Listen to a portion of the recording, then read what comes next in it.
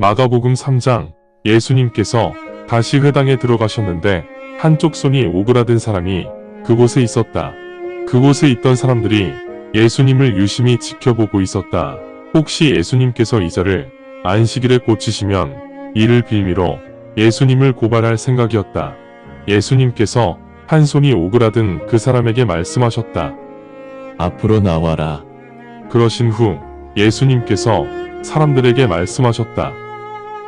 선한 일과 나쁜 일을 구별하지도 아니하고 생명을 구하는 일과 사람을 죽이는 일도 구별하지 아니하면서 그저 안식일에 일을 하는 것이 율법에 맞는 것인지만 따지느냐?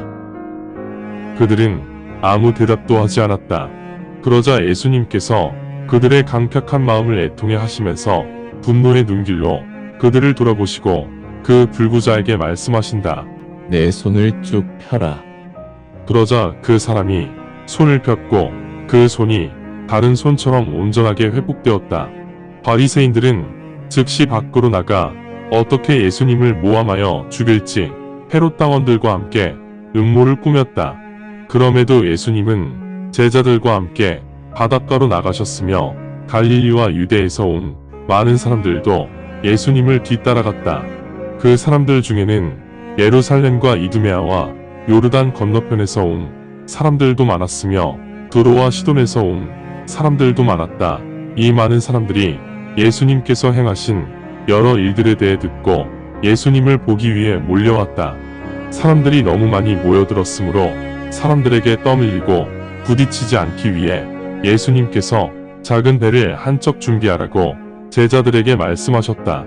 왜냐하면 예수님께서 많은 사람들의 병을 고치셨기 때문에 병고를 겪고 있는 많은 사람들이 예수님을 직접 만지려고 몰려들었기 때문이다. 또한 더러운 악령들이 예수님을 보는 즉시 모두 엎드려 외치며 말하였다. 당신은 하나님의 아들이십니다. 그러자 예수님께서 그들에게 엄중히 경고하여 사람들이 그 사실을 알지 못하게 하셨다. 예수님께서 산에 올라가셔서 사도로 임명할 제자들을 부르시자 그들이 예수님께 다가갔다. 그때 예수님께서 12명의 제자를 사도로 임명하시고 예수님과 함께 있도록 하셨고 이들을 파송하여 복음을 선포하게 하셨다. 예수님께서는 또한 이들에게 병자를 치유하고 악령을 몰아내는 권능을 주시었다. 이 12제자는 다음과 같다. 예수님께서 베드로라는 이름을 지어주신 시몬, 세베대의 아들 야고보와 야고보의 형제 요한, 이 두 형제에게는 예수님께서 보아네게라는 이름을 주셨는데 보아네게는 천둥의 아들들이라는 의미이다. 그리고 안드레와 빌립과 바돌로메와 마테와 도마와 알페오의 아들 야고보와 다데오와 가나안 사람 시몬과 예수님을 배신한 가롯 유다이다. 예수님과 그 일행이 어느 집으로 들어갔다. 그러자 사람들이 다시 몰려들어 식사를 제대로 할 수가 없었다. 하지만 예수님의 고향 사람들과 친지들이 소식을 듣고 저 사람은 제정신이 아니다 라고 말하며 예수님을 붙잡아 가려고 찾아왔다. 또한 예루살렘에서 서기관들이 내려와서 저 사람 안에는 악령을 지배하는 바알세불이 들어있어 바알세불이 힘으로 악령을 몰아내고 있다. 라고 말하였다. 그러자 예수님께서 그 서기관들을 불러 우화로 비유하시며 말씀하셨다. 어떻게 사탄이 사탄을 몰아낼 수 있느냐? 서로 대적하여 분열하는 왕국은 존립할 수가 없다. 한 가정이 서로 대적하여 분열하면 그 가정이 제대로 설 수 있겠느냐? 만약 사탄이 사탄을 대적하여 스스로 분열한다면 사탄은 존속할 수 없으며 결국 종말을 맞게 될 것이다. 강한 힘을 가진 사람의 집에 들어가 물건을 강탈할 사람은 없다. 단지 그 강한 자를 먼저 묶어놓을 수만 있다면 그렇게 묶어놓은 후 강탈하고자 할 것이다. 나 예수가 분명히 너희에게 말하노니 사람들이 어떤 신성모독적인 발언을 한다 하여도 그들의 모든 죄는 용서를 받을 수 있다. 그러나 성령을 신성모독한 자는 용서받을 수 없고 영원한 벌을 받을 것이다. 그 서기관들이 저 사람 안에 부정한 영이 들어있다 라고 말하였기 때문에 예수님께서 그렇게 말씀하셨다. 그때 예수님의 형제들과 어머니가 밖에 와서 기다리며 사람을 보내어 예수님을 불렀다.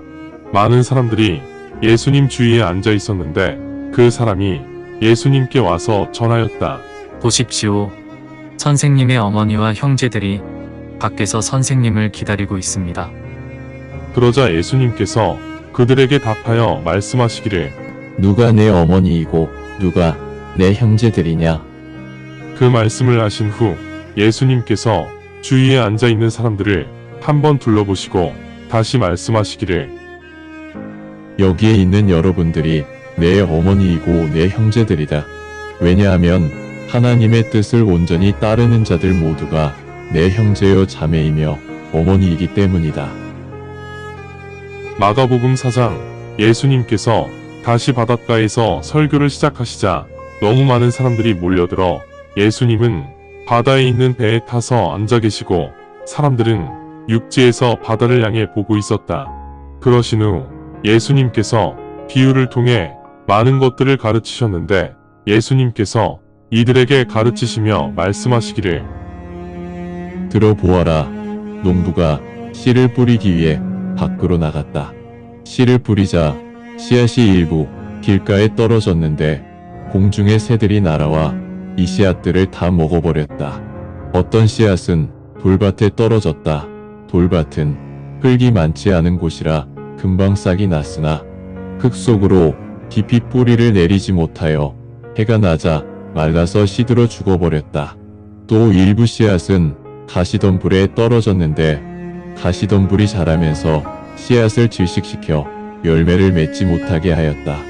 그런데 어떤 씨앗은 좋은 밭에 떨어졌으며 싹을 내고 자라서 열매를 거두었다.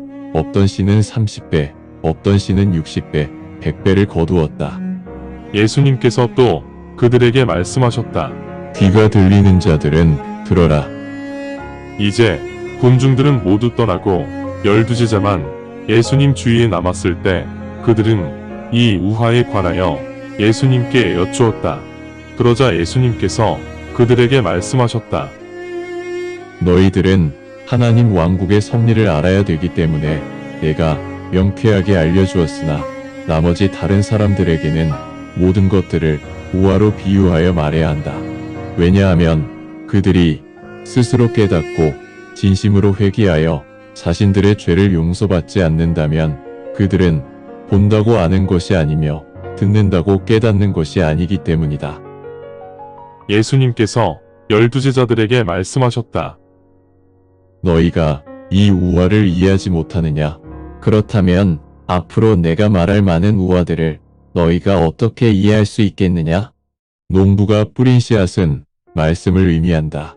말씀이 길가에 뿌려진 경우에 해당되는 사람들은 말씀을 들으면 그 즉시 사탄이 와서 그들 가슴에 뿌려진 말씀을 빼앗아 가버린다.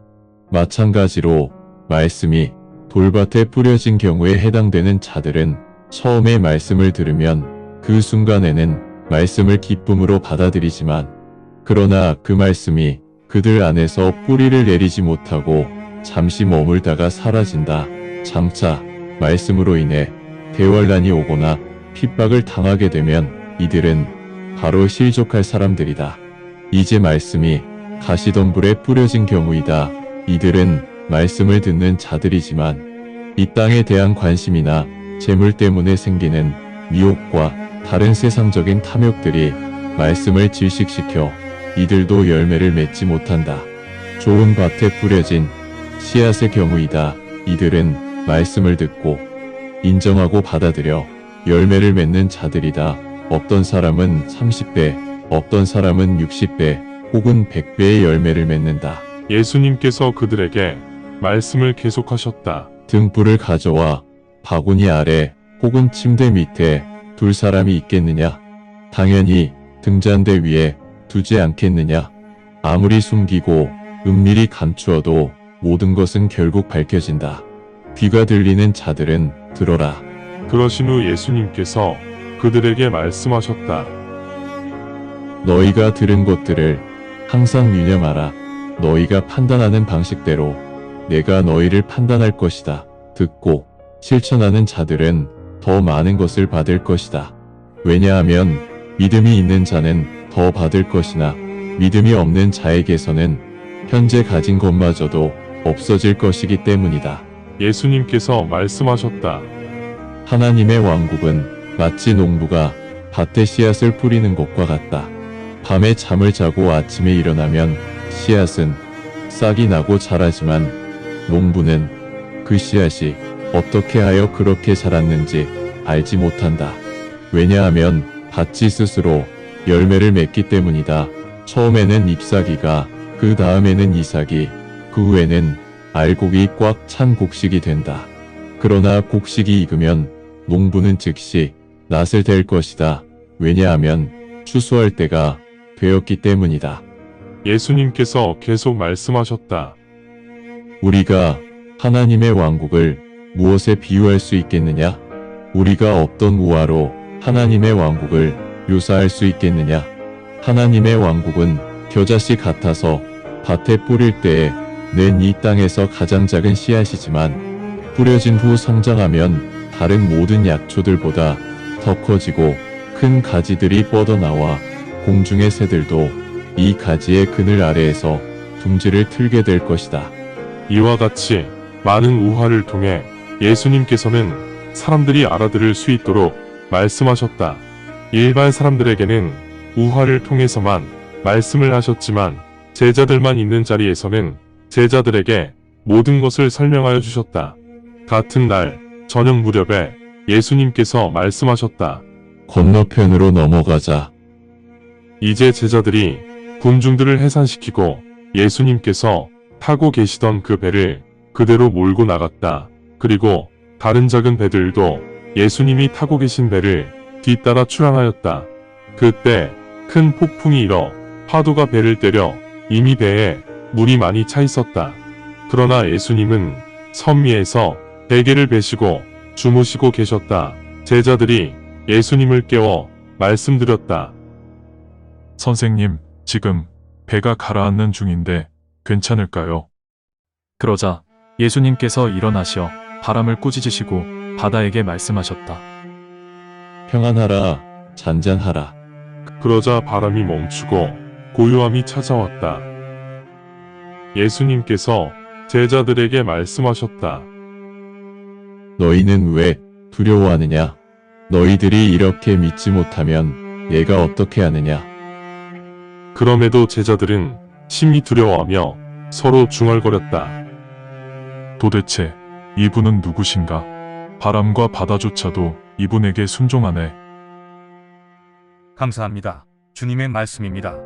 성경을 처음 접하는 분들에게 기존의 한글 성경은 항상 이해하기 어려운 책입니다. 그래서 영어판 NKJV 성경과 여러 주석과 참조문헌을 활용하여 내용을 전달하기 위해 쉽게 풀어 표기하였습니다. 성경을 듣고 읽을 때 주님의 영이 임재하기 원합니다. 택함을 받았으나 그 사실을 모른 채 아직 어둠에서 방황하고 있는 어린 양들이 이 동영상을 보고 들어 주님의 새 언약을 확신하고 소망함으로 하나님의 백성이 되어 주님의 나라에서 영원 무궁토록 권세를 누리며 살기를 간절히 원합니다. 아멘.